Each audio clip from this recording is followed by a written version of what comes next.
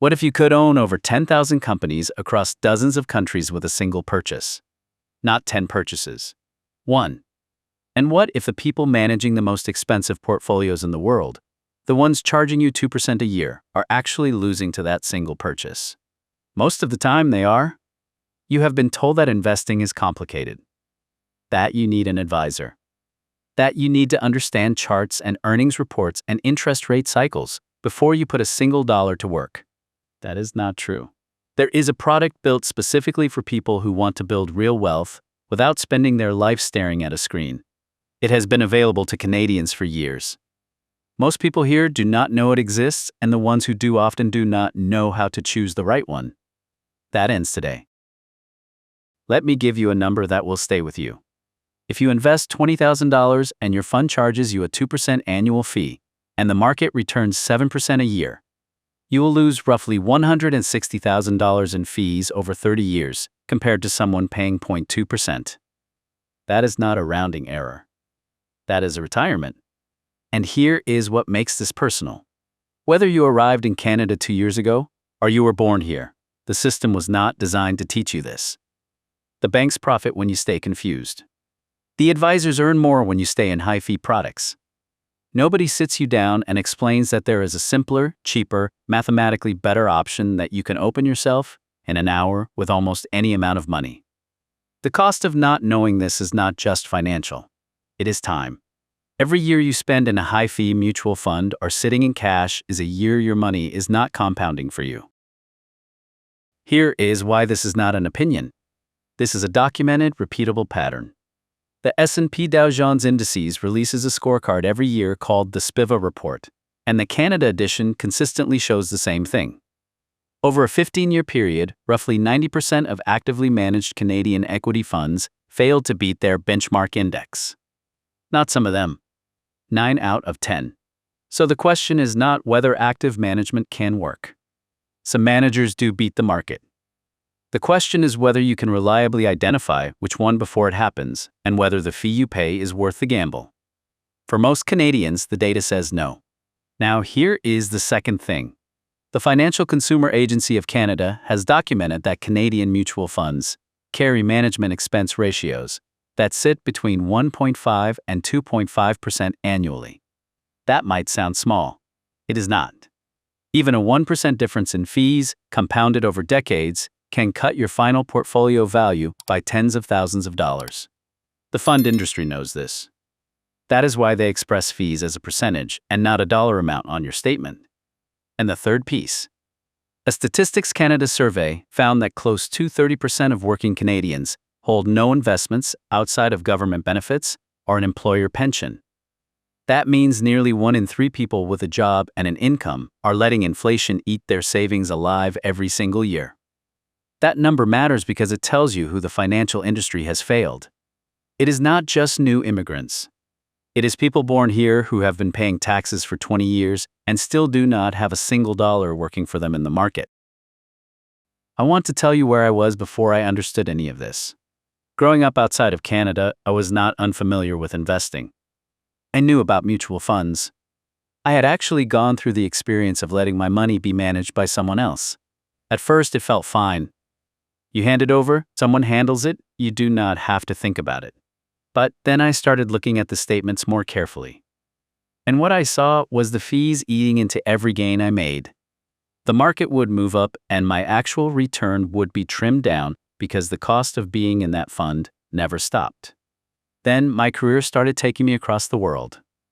I was working in different countries, meeting people, and I got genuinely curious about how different places approached investment. Not as a tourist, as someone who wanted to understand the mechanics. And somewhere in that period of traveling and asking questions and reading, I came across the concept of ETFs. And I went deep. I mean, genuinely deep. I read everything I could find. I started understanding why this vehicle worked the way it did. And eventually it became one of my primary investment tools. Not because someone sold it to me, because the logic was undeniable. Now I live in Canada, I hold Canadian accounts, and I understand the specific products available here. And I want to give you what took me years of travel and research to piece together in the next few minutes. So let us get into exactly what all-in-one ETFs are, why they work, and how to choose the right one for where you are right now. Step 1. Understand what you are actually buying. An all-in-one ETF is a single fund that holds other ETFs inside it. When you buy one share of something like VEQT or VGRO, you are not buying one company.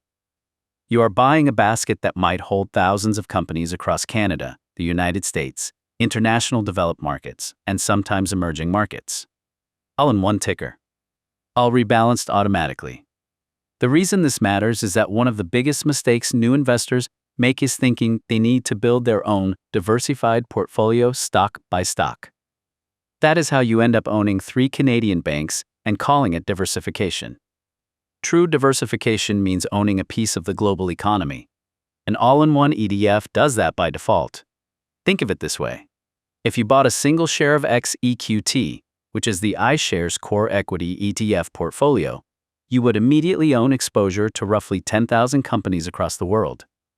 The management expense ratio on that is around 0.20% per year.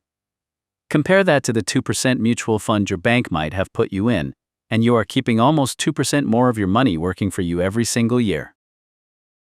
Step 2. Know the Canadian lineup and what each one means.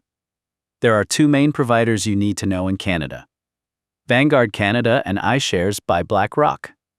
Both offer a family of all-in-one ETFs that differ by how much stock versus bond exposure they carry. Here is how to think about it simply.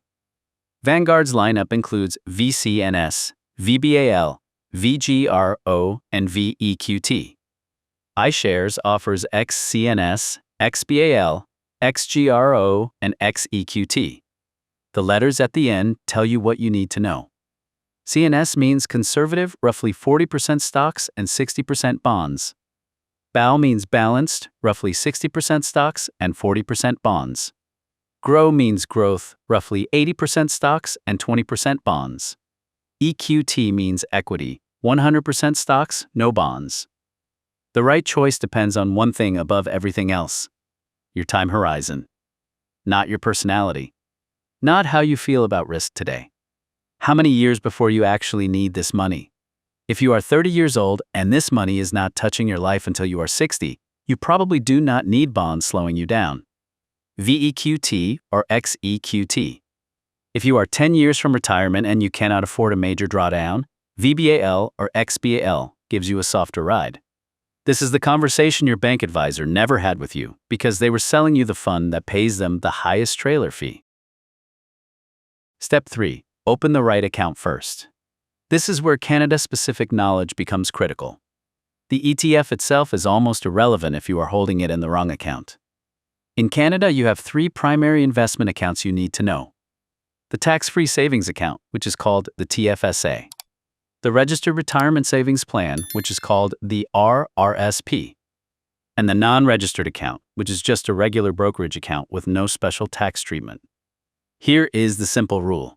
Start with your TFSA. Every dollar of growth inside a TFSA is completely tax-free when you withdraw it. That means if your all-in-one ETF doubles over 15 years inside a TFSA, you pay 0 tax on that gain. 0. If you arrived in Canada recently, your TFSA contribution room only started accumulating from the year you turned 18 and became a Canadian resident. It does not go back to your birth year. If you have been here for 2 years, you may have $14,000 of room right now. Use it. If you have been here your whole life and you have never maximized your TFSA, you likely have significant contribution rooms sitting unused. Check your CRA My Account to see your exact number. Once the TFSA is maximized, move to the RRSP. The RRSP gives you a tax deduction now in exchange for paying tax later when you withdraw in retirement, ideally when you are in a lower tax bracket. For most working Canadians, that trade works in their favor. The non-registered account is last. Only go here after you have used both registered accounts. Step 4. Buy it through a discount brokerage, not a bank branch. You cannot walk into a bank branch and buy XEQT. That is not how this works. ETFs trade on stock exchanges, which means you need a brokerage account to purchase them. In Canada, the main options available to residents are Questrade, Wealthsimple Trade, and IBKR, which is Interactive Brokers. Questrade allows you to buy ETFs with no purchase commission. Wealthsimple Trade is simple and has no commission on ETF purchases. The process is straightforward. You open an account, you verify your identity, you transfer money in from your bank, and then you search the ticker symbol, which is the short code like VEQT or VGRO, and you place a buy order. That is it. You now own a globally diversified portfolio. Do not let the word brokerage intimidate you. These are regulated, insured platforms. The process takes about an hour to set up. There is no minimum amount required at most of these platforms to start. Step 5. Set it, contribute regularly, and leave it alone. This is the step most people underestimate. The power of an all-in-one ETF is not just what it holds. It is that it removes the temptation to tinker. When you hold a single stock, you check it every day. You panic when it drops. You feel overconfident when it rises. You make emotional decisions that destroy returns. When you hold an all-in-one ETF and you understand what it contains, you start to think differently. You start to see market drops as sales. You keep contributing. You do not sell. And over time, the compounding works in your favor in a way that is genuinely hard to visualize until you experience it. Warren Buffett, who has spent his life picking individual stocks better than almost anyone alive, has said publicly that his instructions for his own estate include putting 90% into a low-cost index fund. He's not telling you this because he cannot do better. He's telling you this because he knows that most people, including professional fund managers, cannot consistently do better. The discipline is simple. Pick your all-in-one ETF. Open your TFSA first. Contribute whatever you can afford, whether that is $100 a month or $1,000. Buy on a schedule, not based on news. Reinvest any dividends. And let the math do what the math was always going to do if you just got out of its way. The all-in-one ETF is not a shortcut. It is the most mathematically sound, time-tested, beginner-friendly investment vehicle available to Canadians right now, and most people sitting in high-fee mutual funds have never been told it exists. Open your TFSA, pick your ETF based on your time horizon, buy it through a discount brokerage, and contribute on a schedule. That is the entire system. If this clicked for you, subscribe to Wealthy with Charles. Because the next video is going to be practical in a way most finance channels never go. We are going to take $500, a real amount that a real person can put together right now, and walk through exactly how to invest it in Canada, step by step, account to account, click by click. No theory, no fluff, just the actual moves. That video is coming next. Make sure you are subscribed so you do not miss it.